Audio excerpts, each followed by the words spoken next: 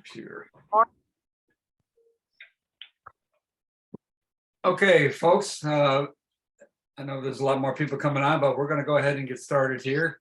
Tonight, this is our Operation Pollination webinar, and we have two great speakers tonight. We have Chris Stein from the National Park Service, and we have Tina Hall, past district governor from District 5950. And Tina is also a master gardener. I'll give a few more details about them right before they speak. But I'm going to go ahead and mute everybody. So I ask you to hold all your questions till the end. There should be plenty of time to ask questions. And so I'm going to go ahead and do that. And Chris and Tina, you'll have to unmute yourselves. So let's see here. I'm unmuted. Hang on. Yeah, I haven't muted everybody yet. Ah. Okay, everybody but Yep. me. Can you hear me? Yep, we got you. Okay, so let me, I'm going to start off. So Chris Stein has served as a park ranger with the National Park Service for the past 40 years. During that time, he's worked from the jungles of New York City to the rainforests of Samoa, with many stops in between. Today, his passion is helping to protect the little things that run the world, our precious pollinators. His program today is called Operation Pollination, a 7th area of focus framework. So Chris, take it away. Thank you very much, Randy, and greetings to everybody. Both Tina and I are honored that you're spending your evening listening to us talk about pollinators and gardens and things like that. So first off, I should say that I'm a Rotarian. So I speak Rotary language. Both Tina and I are with the Twin Cities Rotary Eco Club in the Minneapolis area. I'm speaking to you tonight from the state of Minnesota. Tina is from Iowa, our neighbor to the south. And as Randy said, tonight's program is called Operation Pollination, a 7th area of focus framework. Right off the bat, I'll tell you that I might slip and call it a project. Operation Pollination is not a specific project. It is an overarching framework, an umbrella that you hang your projects onto. So if I slip and call it a project, please forgive me. But I wanted to start out with this beautiful photo of planet Earth. And, think about it. 85% of the green on that planet down there is the direct result of insect pollination. 85%, that's a lot. Now, as Rotarians, I know you like to do a couple of things. Again, I'm a Rotarian too, so I like it the same. You like to eat. You like media attention for your projects. And you like to take quizzes. Maybe not the quizzes, but I'm going to ask you one. So the answer to the quiz that I'm about to ask you is in the center of this photo. So here is the quiz. Remember, it's in the center of this photo. And if those of you who know the answer right away, maybe refrain from shouting it out and let somebody who's guessing answer it. So here's the question. And I can't move my screen, Randy. Don't know what that's all about. There we go. What and where is this? What and where is this? Remember, it's in the center of the photo. What and where is this? Does anybody really know the answer who want to shout it out? Because if you did, you can tell me now.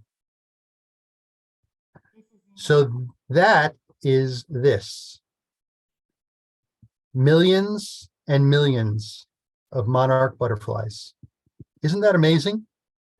That's what these OML fir trees at about the 10,500 foot level on mountains in Mexico. Remember, I said it was in the center of the photo. That's what it looks like. And scientists do population estimates by taking photos and figuring out how many hectares those monarchs occupy.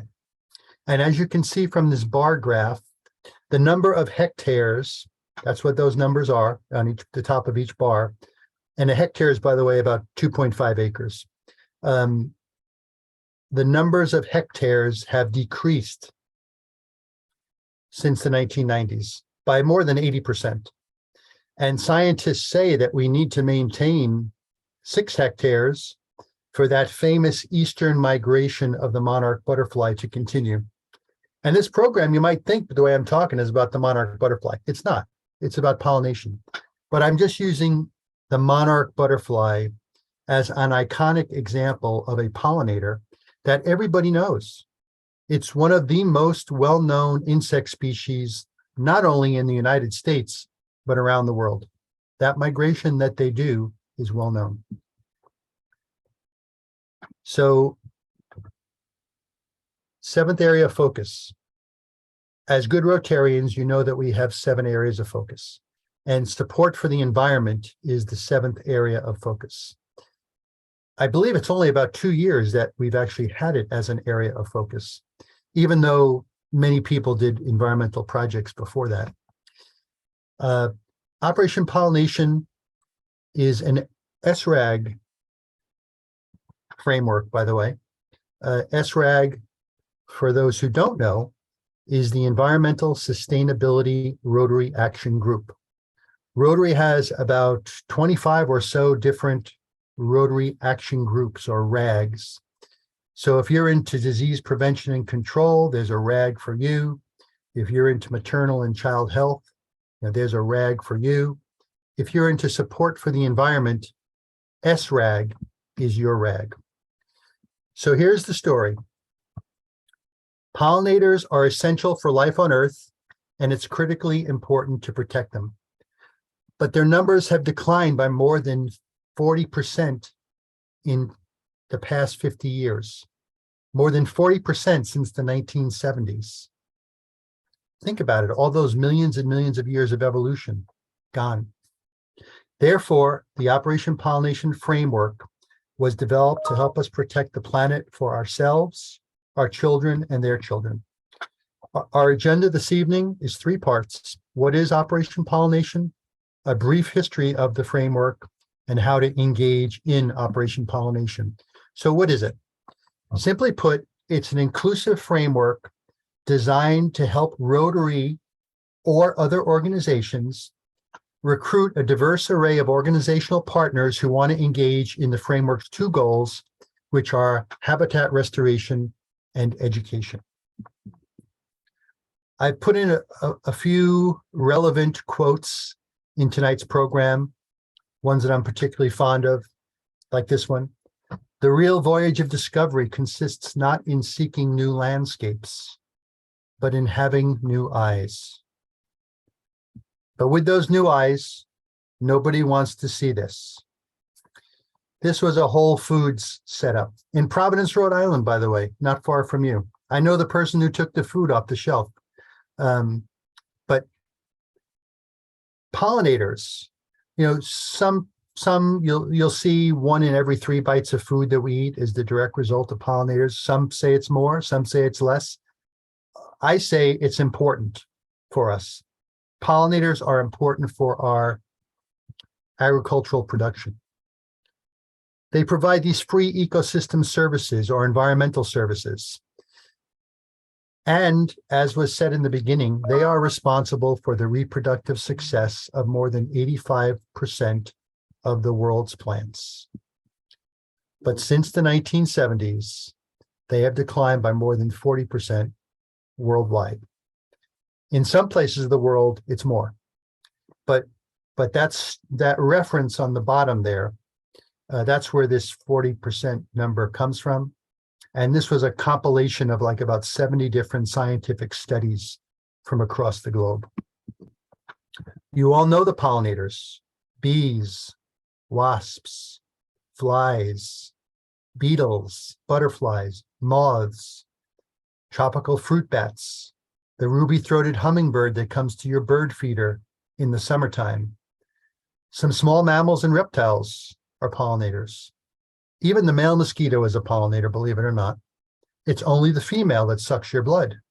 And she does that, just recently learned this, she does that to provide a certain protein to her eggs. This is a pollinator too. I took this from the Wall Street Journal a couple of years ago. Any guess at what type of pollinator this is? This is a drone pollinator. And believe it or not, there are certain parts of the world where we are already using drones to pollinate crops. They don't necessarily look like this.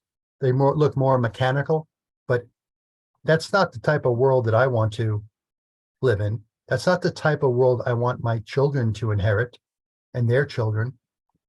We can't just go out and hire pollinators. So we have to protect them. And the way to do that is to protect their habitat or restore their habitat.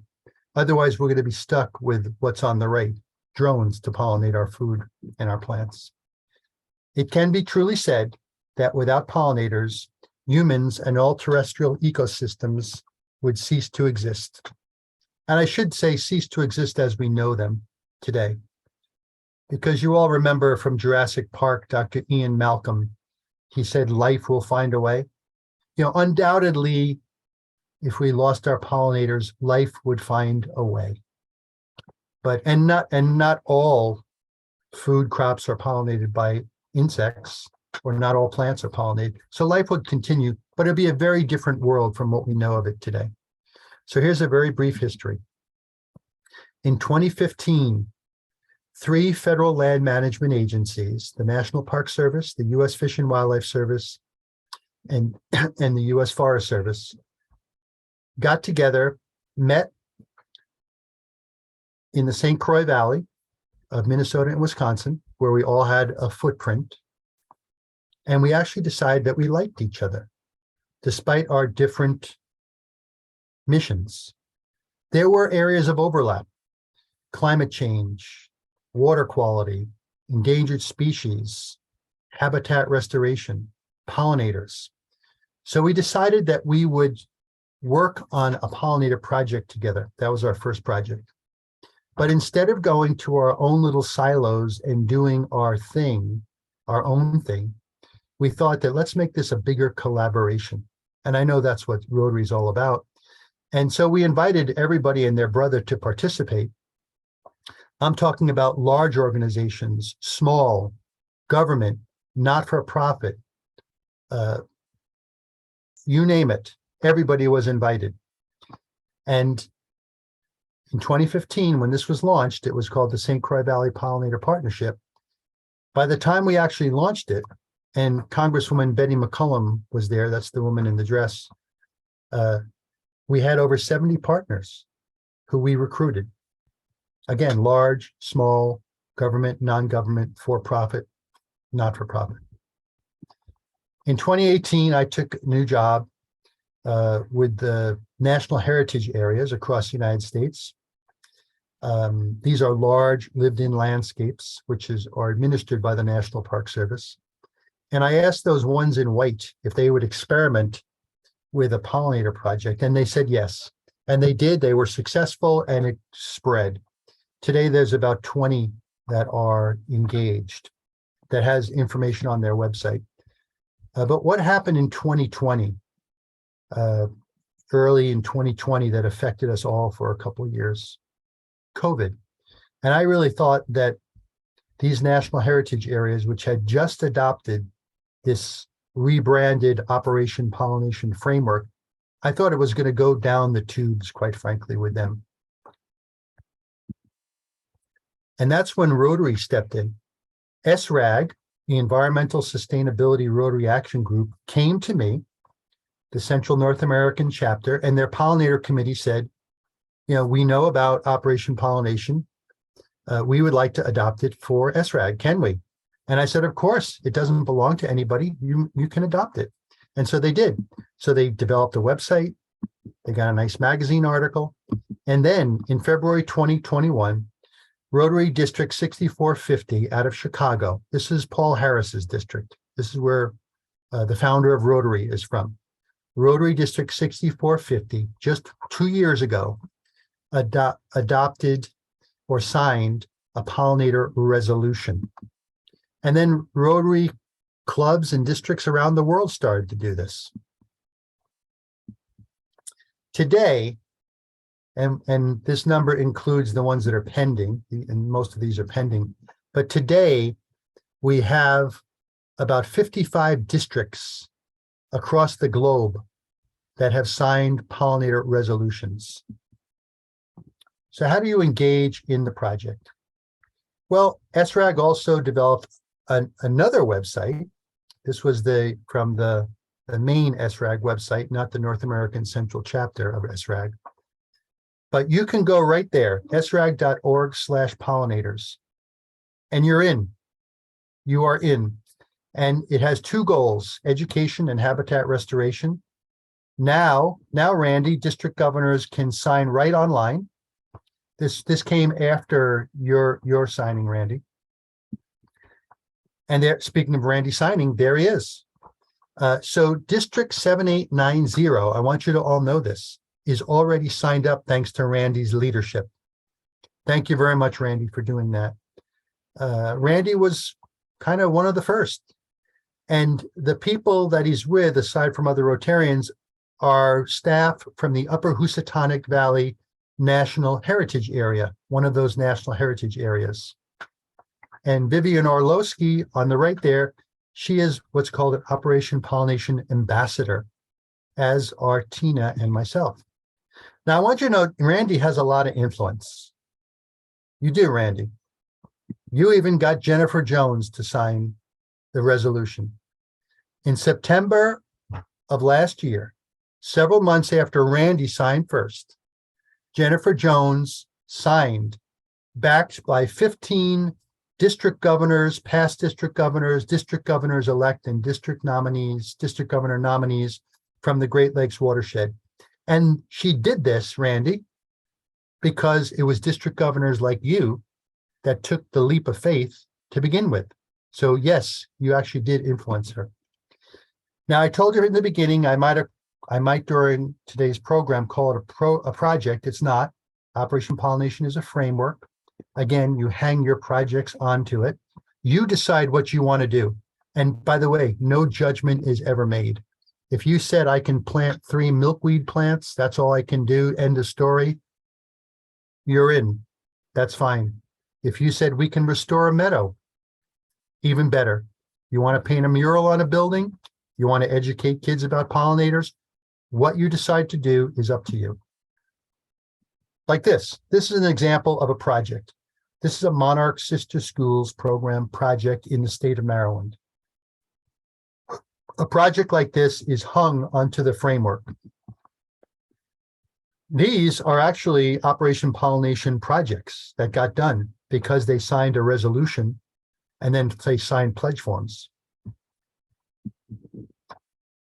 In closing, when we go to our grocery stores, this is what we want to see.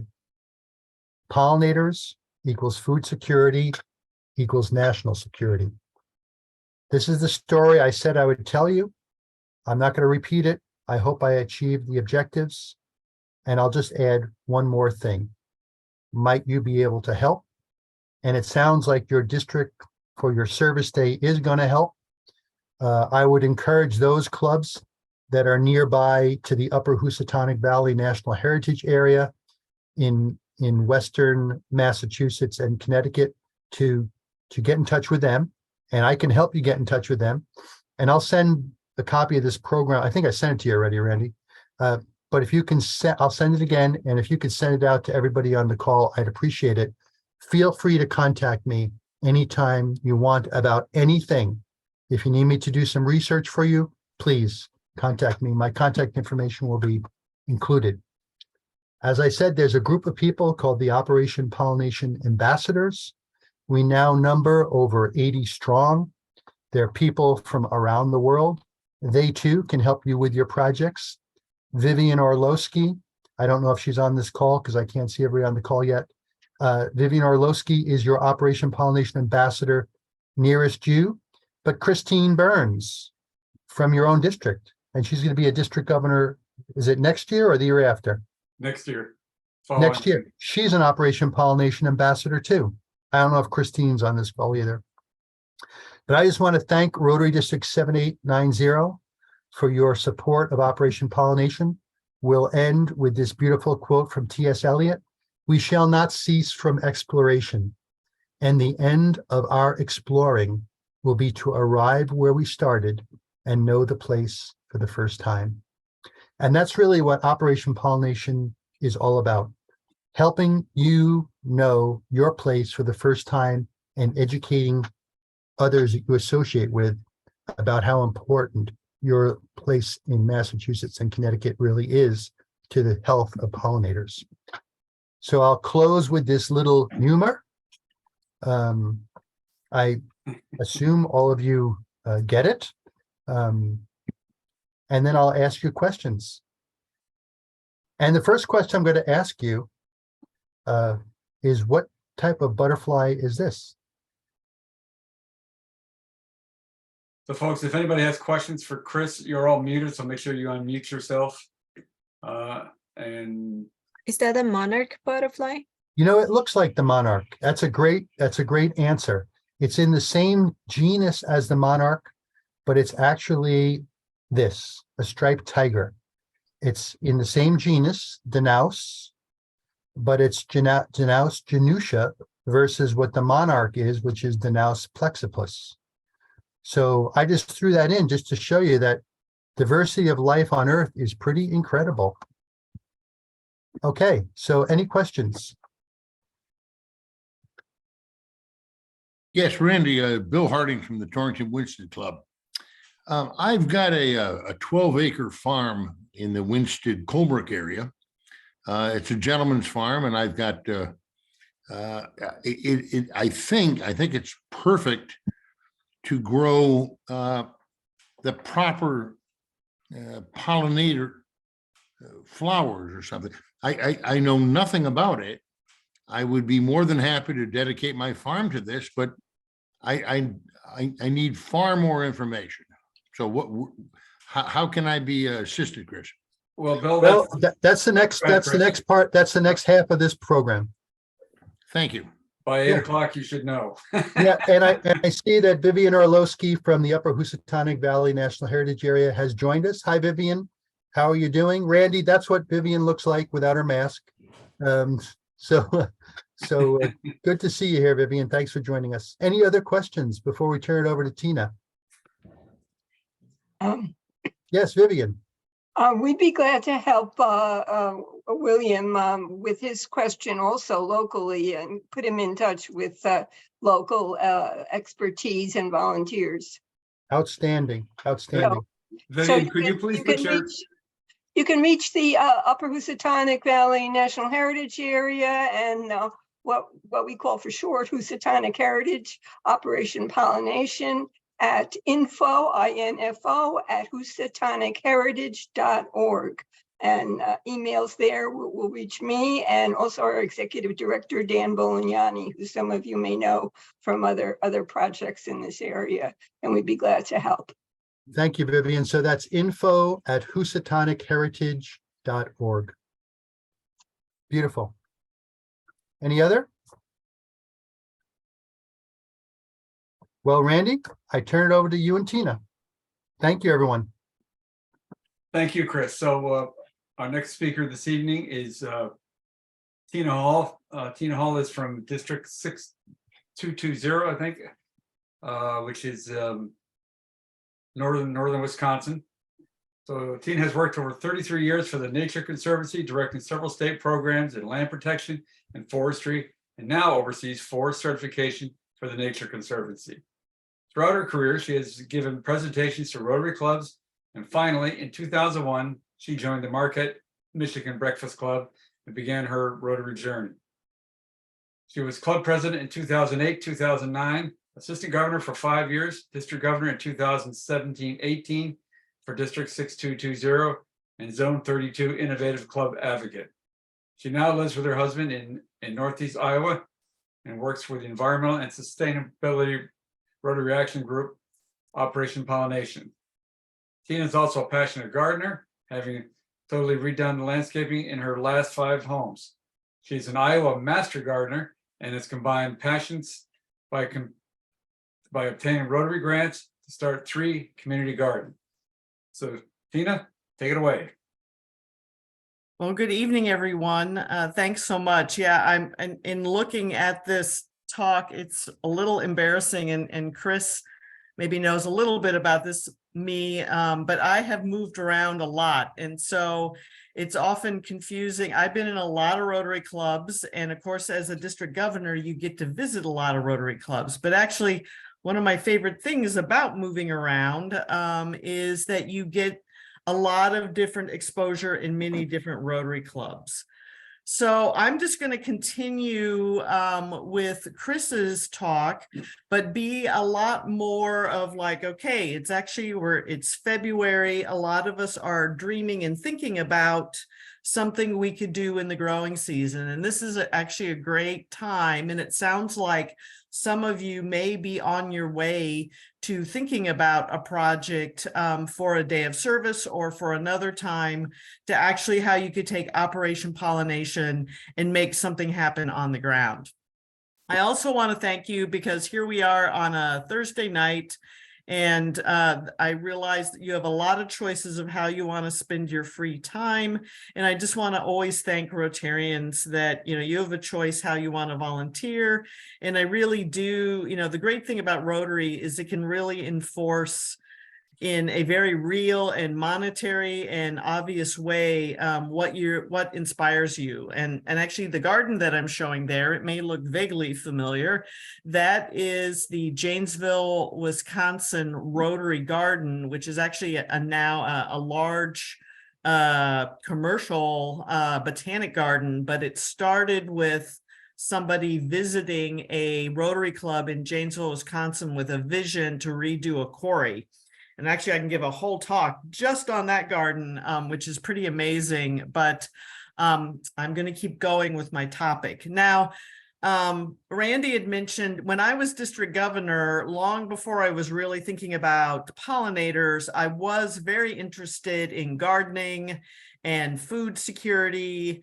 And one of the projects I did, so this was for District 6220, which is the Upper Peninsula of Michigan and like the Green Bay, Wisconsin area. And I'm now in the same district that Chris is in over in Minnesota, and I'm actually in Northeast Iowa. But this was 3 Rotary clubs in my area in Marquette, Michigan, that I encouraged to come together with Rotary district grant funds. We got 2 Eagle Scouts that wanted to do a project, and we created this local community garden with raised beds and then this big deer fence around it. And I wish I had better pictures. You can see down in the lower right when it was completed, but it also had very cool signage. It had a bulletin board with a roof, but you can get the idea of that, for a long time, Rotarians have been doing community service type projects. But now that we have this new area of focus around the environment, we can really think very specifically now about pollinators. And certainly community gardens and pollinators go hand in hand. So it's an easy jump to now think about, okay, if your club wants to try to do a project. So I'm going to, for the next about 10 minutes, just throw out a lot of ideas, a lot of how to. Some of you may be further down the road, but I also want to give you a lot of ideas. So one of the approaches is just where do you want to do your garden? And there's certainly no rule against maybe putting a couple small pocket park type of pollinator gardens. It doesn't have to be one big one and done. And so this picture on the upper right is actually a scavenger hunt type of meeting that a Rotary Club had, and I've actually participated in some of these. You divide up the club. You may throw in a garden club with you, or if you have exchange students, mix them up as well into this. And you basically have a scavenger hunt around town where you're writing down potential ideas for where you could put a pollinator garden. and they can be teeny tiny. So this upper left is a little just boulevard strip in front of the library.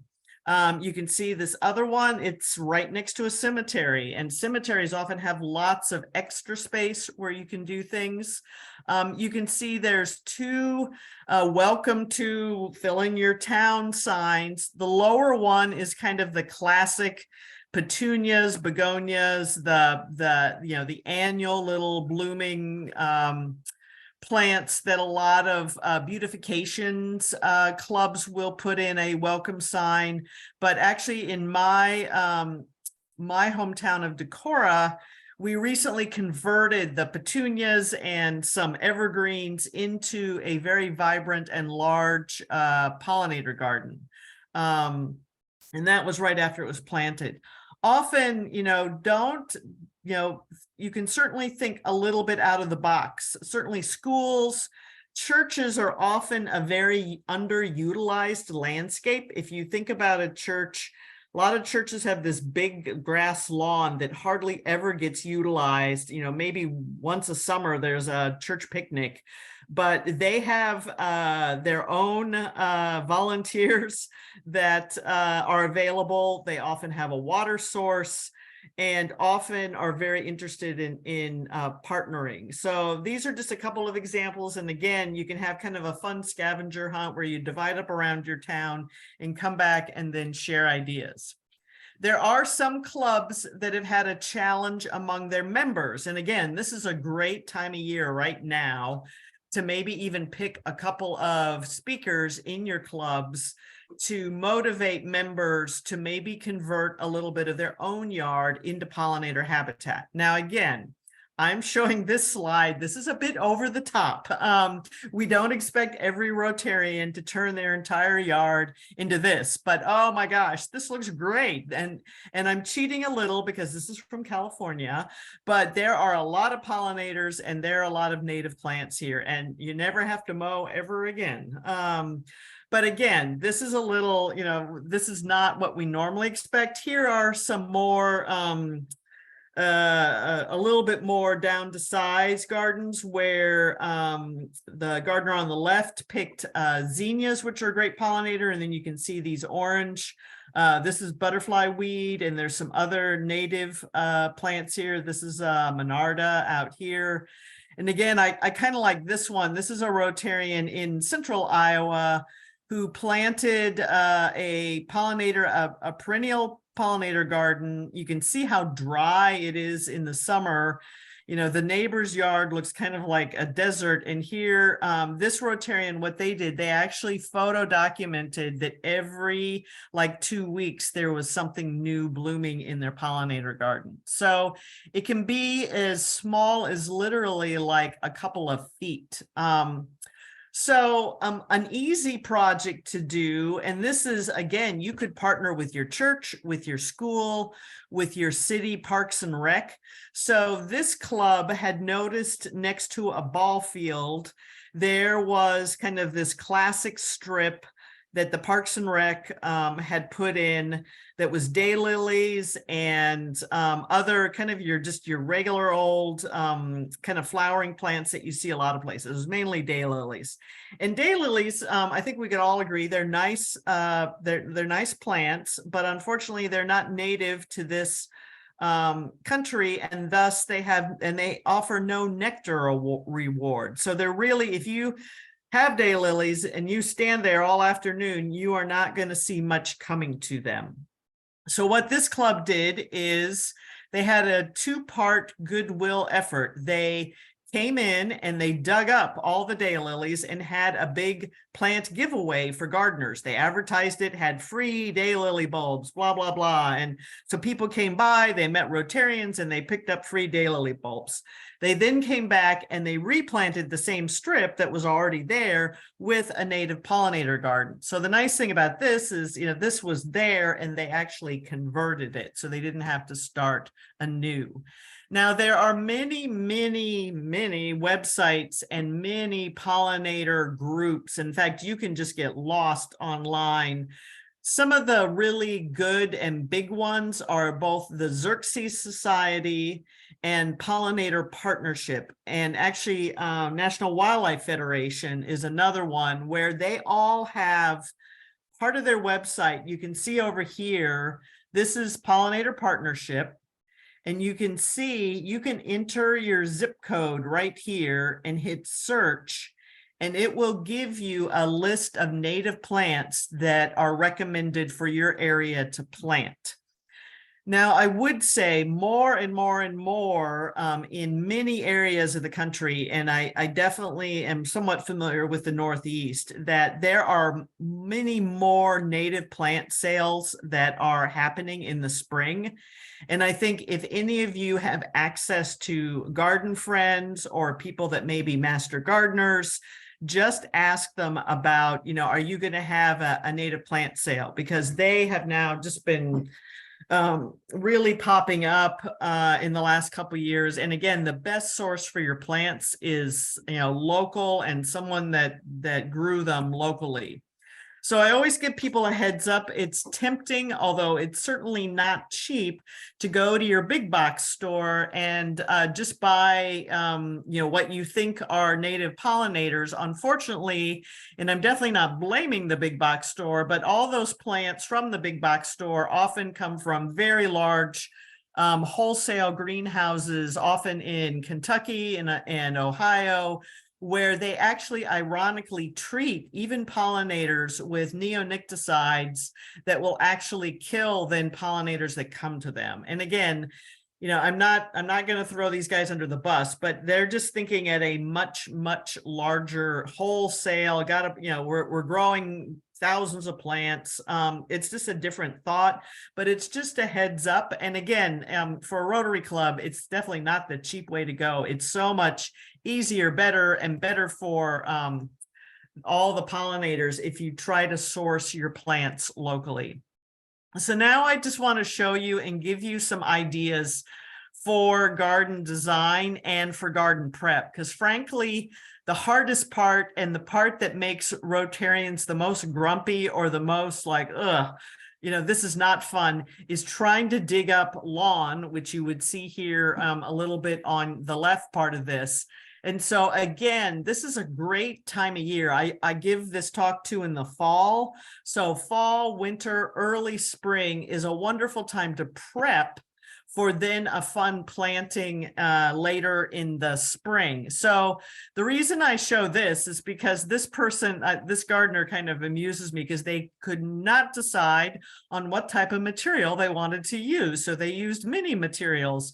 So you can see that they were dealing with a slope. They put down the whole idea of putting all of this down is to smother and kill the grass. So when you come back, you're not digging up the grass, it's dead. And then you can just start laying out a bed. And, I'm not sure I would always advocate for this many variety of materials, but it does make an interesting look. And it gives you ideas all the way from, local rock to landscaping stone to just regular old boards in a garden.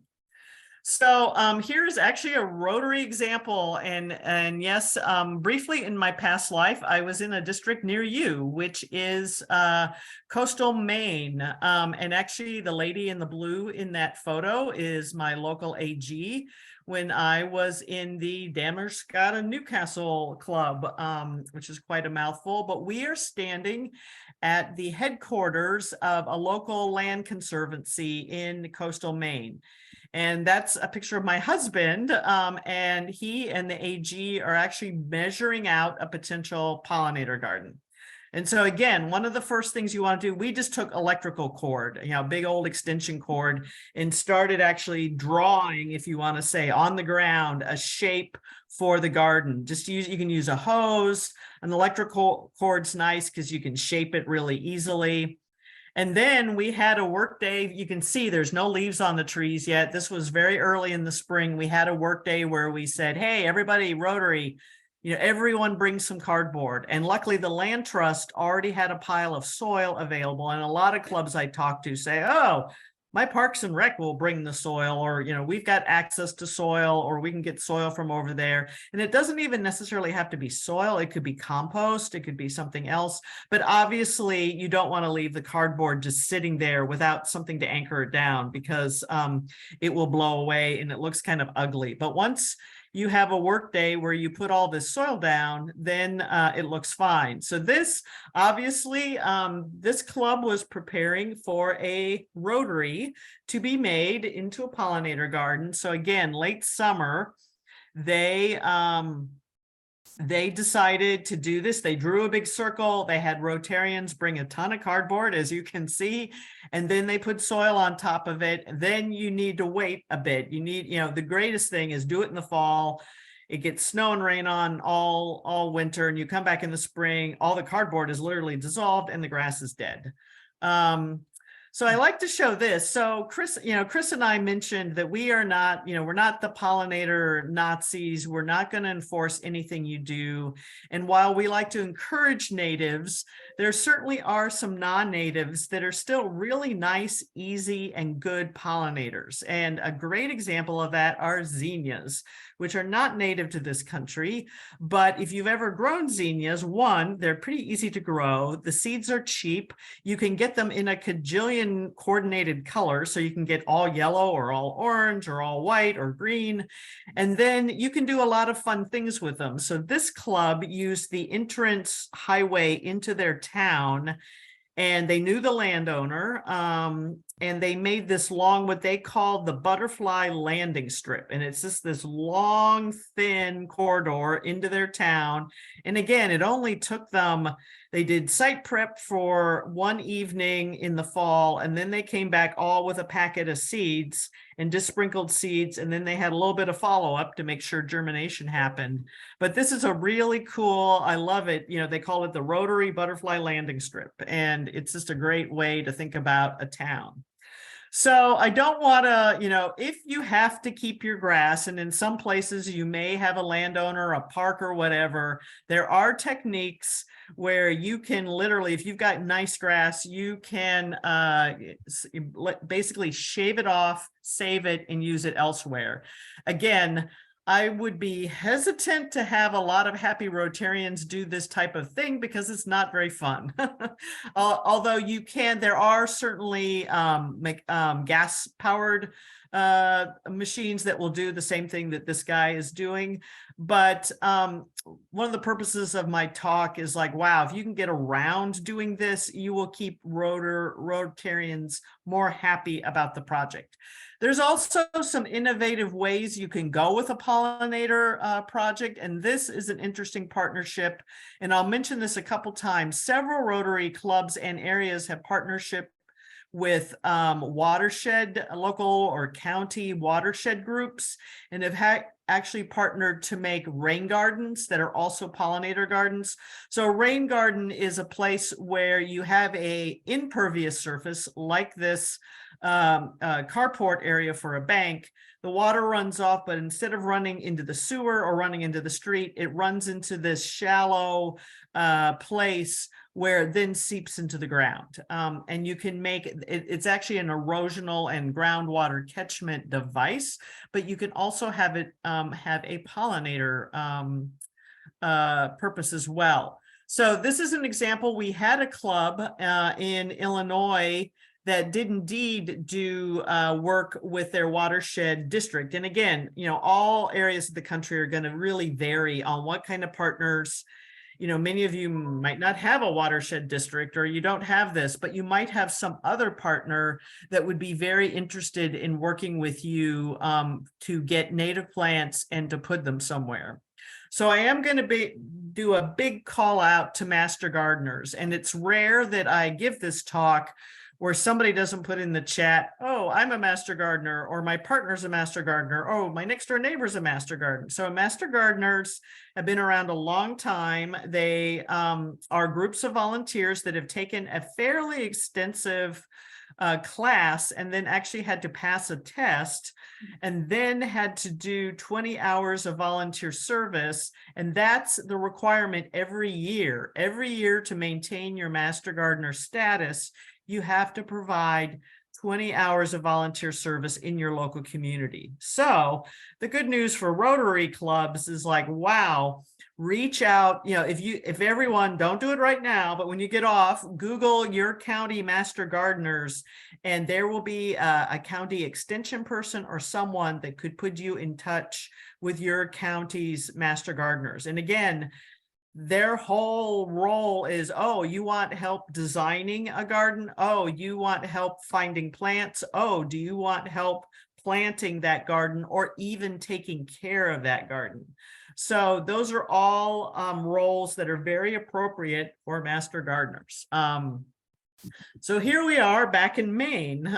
We are now have gotten, you can see that there's no grass. And actually when we dug into this, the cardboard had pretty much dissolved. And so what we did is the day of planting, I came with the plants, and these are all perennials. These are all native pollinators to Maine, and they were all grown locally. And it's actually a really cool, the greenhouse that I worked with was a vet who had come, who was a Vietnam veteran who had come back from the war and really wanted to change his life and started putting up greenhouses, and now is kind of one of the premier kind of native perennial suppliers of seedlings in this one area of Maine. So it felt really cool to kind of support this particular enterprise.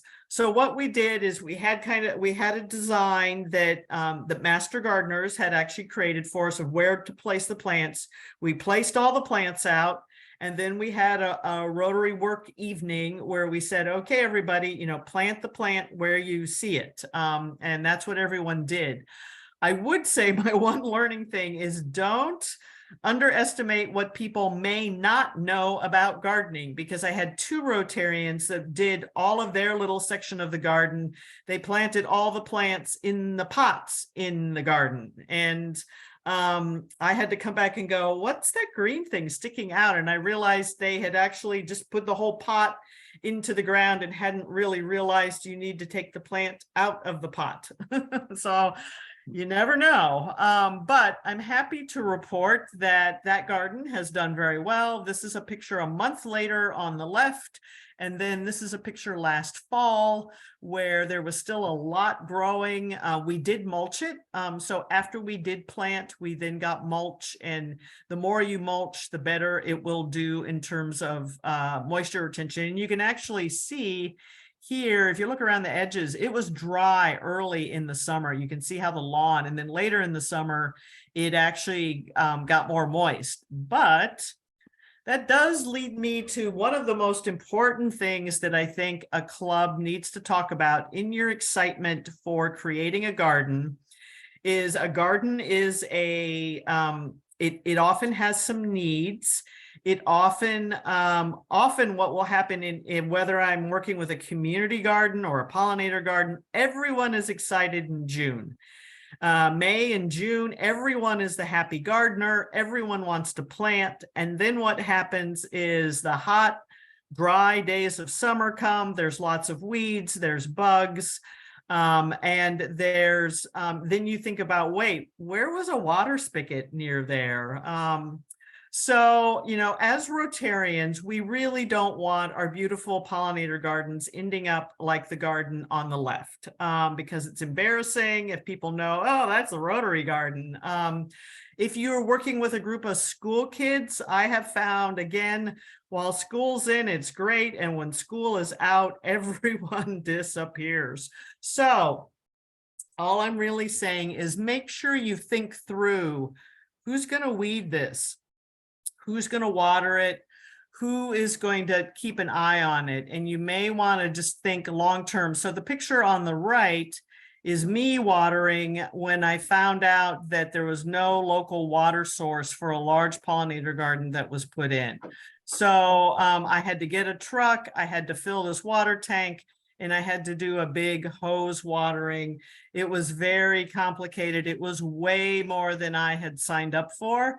And so again, if you're putting in a garden, Are your 80-year-old members going to be hauling drywall buckets of water across, a half acre to try to water? Again, and usually most, the great thing about pollinators, native pollinators, is that usually by the second year, they'll do great by themselves. But often that first year, they are going to need help. Most gardens, once you put them in, or even like those zinnia seeds, if you had a dry period right after you planted those seeds, they're not going to do anything until they get water. So there is a period of time where you need to make sure you've got assignments and that somebody, whether it's you, a master gardener, a kid, a partner, whoever it is, are, who's going to water, who's going to weed. And again, as the garden matures, it gets a lot better. But there is kind of a critical month or two.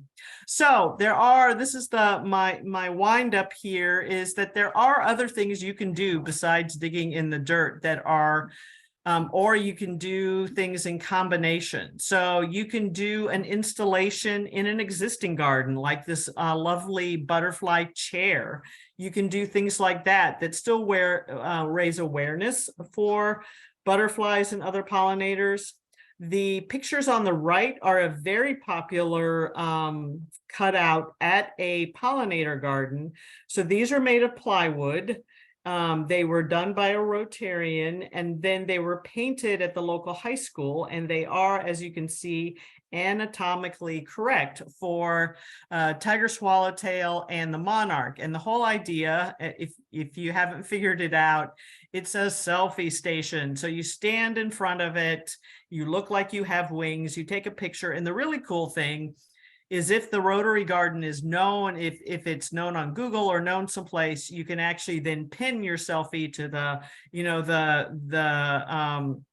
Decorah Rotary Pollinator Garden. So it's a great way, and they can often be quite popular. But this was a cool partnership between a Rotarian that was a carpenter, and then the high school, and then the Rotary Garden.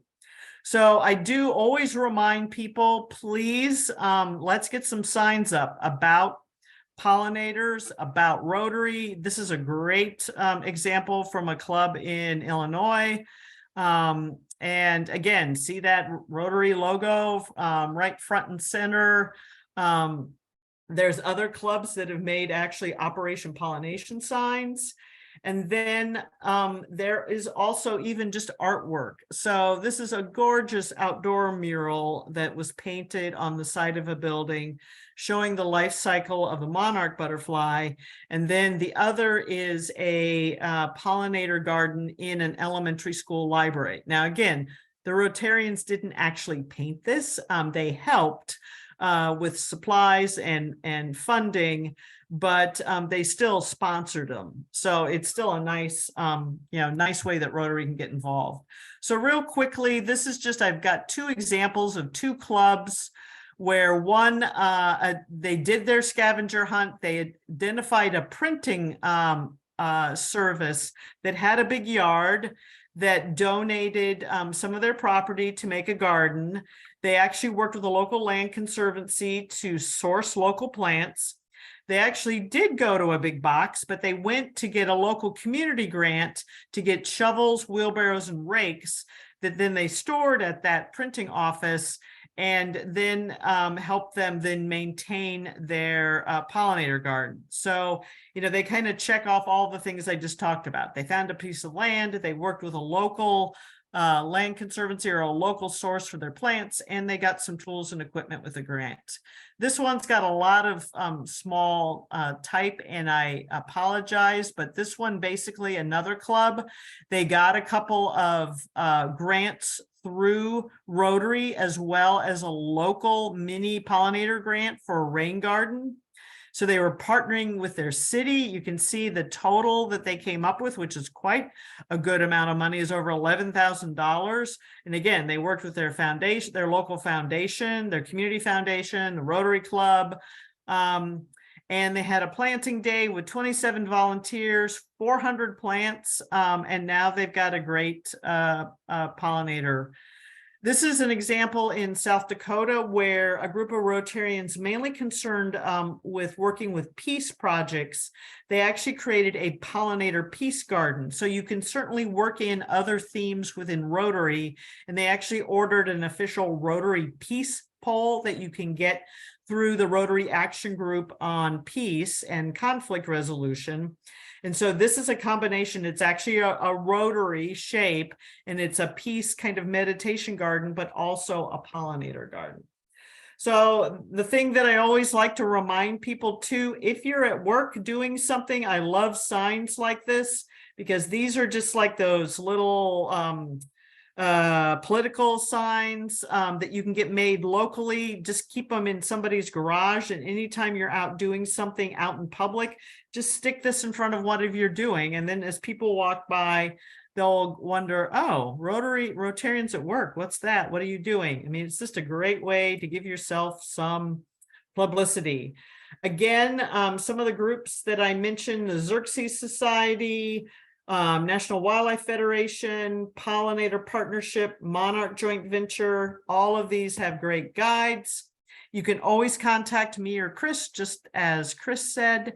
And I know William had asked about larger, and Chris, I'm trying to remember, it's pollinator, I want to say Pollinator Habitat. There is a specific nonprofit that works with groups that are doing more than a little, they're working with groups that want to do acres of pollinators. Yes, it's called the Bee and Butterfly Habitat Fund. Yes, thank you. Bee and Butterfly Habitat Fund. And there are some clubs that wanted to go big, that they did want to do like acre size. It's a little more challenging to keep weeds at bay, as you can imagine. You know, if you're sitting at a desk right now and there's a pollinator garden the size of your room versus there's a pollinator garden the size of a couple acres, you can imagine the weeding, watering, and all of that gets to be a bit more challenging. But that group is definitely geared to give advice and to give seed and a lot of other things for more methodology and techniques for larger size pollinator gardens. So thanks. This is great. I'm so excited that so many of you are interested in this topic. I love, all things Rotary and gardens and pollinator gardens. And I just love that it really brings a lot of multi-generational people together for doing good. Well, Tina, thank you very much. Maybe you can stop sharing and we can see if there's any questions out there. Folks, maybe just raise your hands, and so I see you on the screen, I'll call on you, or you can just shout out if you like. Remember, you're all on mute, so if you do have Robert Buechner, you'll have to unmute. Thank you. You had tilling the grass with cardboard and things like that. Can you rototill the grass under instead of tilling the grass the season before? You can. It's more work. You can rototill it. There will be, weeds and grass or whatever mixed in with your soil, but you can do it that way. Some people, again, some people don't like rototilling because it chops up the way that the soil has formed, and it may kill some of the things in the soil, but it is a technique. And often a city, if it's providing a space, that's what they will do. They will send somebody out and rototill an area. So that's definitely something you can do. Thank you. Can you have, I have a question. Yeah, go ahead, Phil. All right. Can you have a small pollinator garden with, say, a group of potted plants? Yes. Yeah. And is there special plants that thrive better in pots? Yeah, that would be an interesting, I should write that down as something, to maybe expand my talk a little bit about, like, what if a lot of Rotarians live in apartments, or, you have a balcony garden, what would be good pollinators?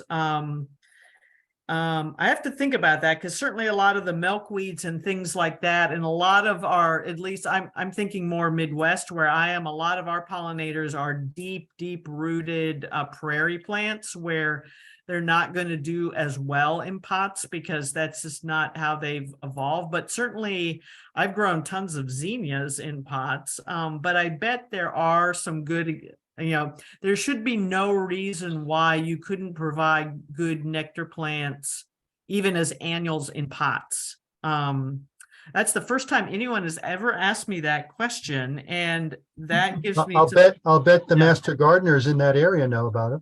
yeah, that could- would be great to research that a little bit and show some examples because I have seen some over the top, like balcony gardens that people have done, and it's not just petunias and things like that. It's actually yeah, I'm sure the answer is yes. I can't give really good examples of the plants that I would recommend, but I'm sure you could. Well, my Well, thought process is, what you could, Phil, what you can do, the advantage to putting them in pots is that you can control the water and the nutrients much more carefully, but you have to be really on top of it because you can kill those plants in a day if you're not taking care of, especially the watering. What you need are shallow rooted plants that spread and not too many plants, or actually one variety per pot would be much better than trying to have them fight each other root wise. I also wanted to mention that I have a pollinator garden, which is 17 by 19, which is not huge. And it is, I've never seen so many monarch butterflies and bees and hummingbirds in my yard until I planted this. And neighbors actually stop their cars and come and have a look. Yeah, I love it. So it's very satisfying and gratifying to even to do a small one in your yard. You don't have to go very big.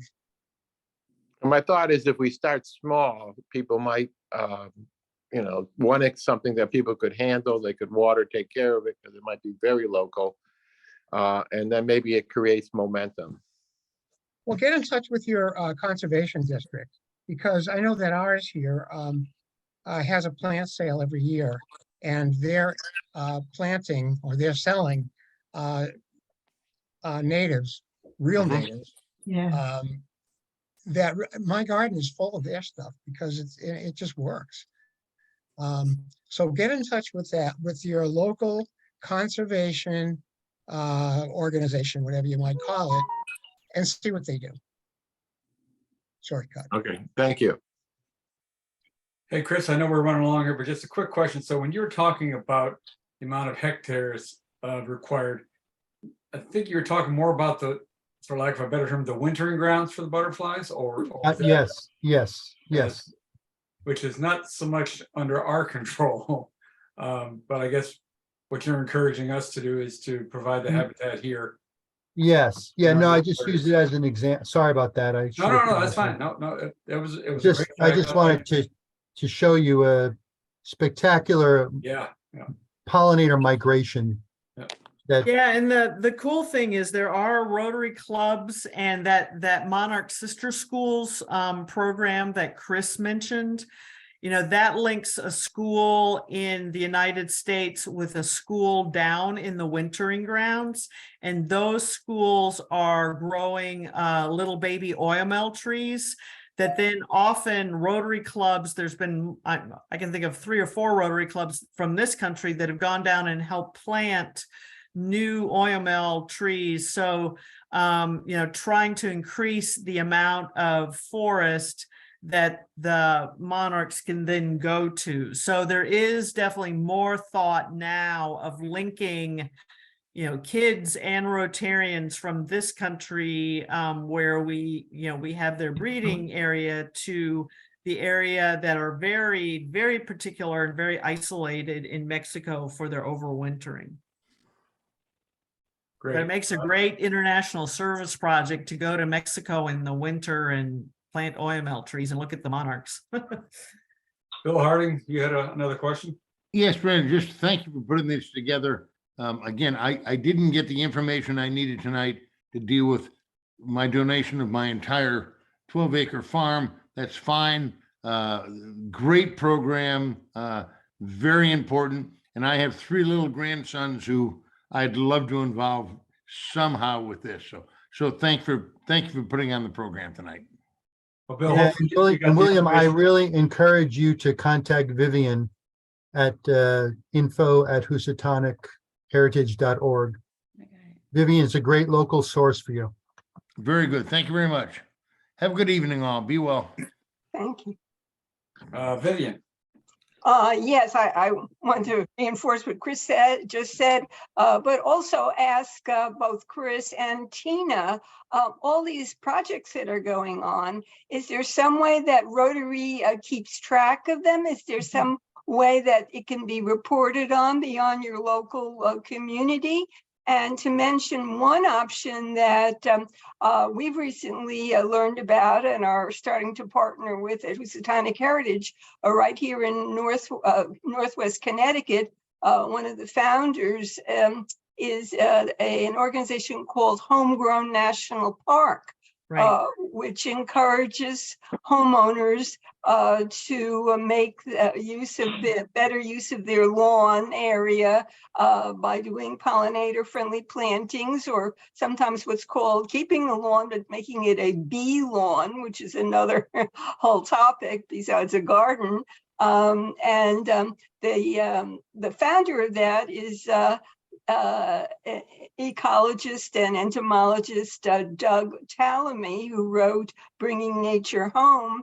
And he's paired up with Michelle Alfandari right here in Salisbury, Connecticut, who has a background in marketing, and heard Doug speak and was so inspired that she encouraged the founding of this organization, Homegrown National Park, which is online. And they are developing a master map, starting with the US, and now they're spreading into Canada, where Rotary or individuals can register their project, what they're doing. And it can start with something as simple as having a balcony with 1 or 2 pots on it with pollinator plants, and going up to farms like William was talking about, that are doing acres of planting. Anything in between is fine. And their goal is to convert 20 million acres, which would be the equivalent of our major national parks, which Chris should know something about, and convert that into more biodiverse and pollinator-friendly landscapes, because lawns are a dead zone basically for pollinators. There's nothing there for to nourish them. So was that a statement or a question, Vivian? Well, the question was, it was both a statement and a question to inform people about homegrownnationalpark.org, which is Yes. very interesting and inspiring. And you Yes. can also see what's going on in your neighborhood already, and maybe team up in terms of Rotary partnerships with other community organizations. It's a good way to get involved that way. But it's also a question about what's already out there for Rotarians to look at in terms of registering their project. Absolutely. And there are other sites as too. Monarch Joint Venture has maps. I think National Wildlife Federation has maps. So yes, if you're going to do a local, home project, please get on their maps. For Rotary, we are currently experimenting with a couple of sites.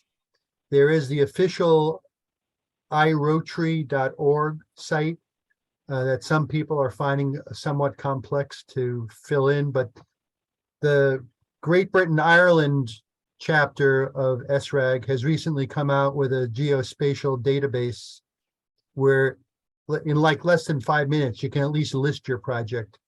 And if anybody's interested in finding out more about that, let's take that offline and contact me. Again, locally, Vivian, please contact her. Randy has my program. He'll send it out to everybody. Tina, maybe you could send Randy a PDF of your program too. Yep. Our contact information is on there. Feel free to contact us. This is Phil. I need to sign off because my battery's just about dead. So thank you, everybody, very much. Very informative. Thank you now. Thank you. So are there any other questions? If not, Chris and Tina, thank you so much for joining us tonight. Two excellent presentations, and I appreciate you taking the time to be with us. Well, thank you, Randy, for being Yep. such a leader on this. You really make a difference. And as I said, you've been an inspiration to others. And we now have 50-something districts who have signed around the world, which is pretty impressive when you think that each district has somewhere between 2,000 to 3,000 Rotarians in it. Now, those district governors and the boards and the presidents need to make it happen. So thank you.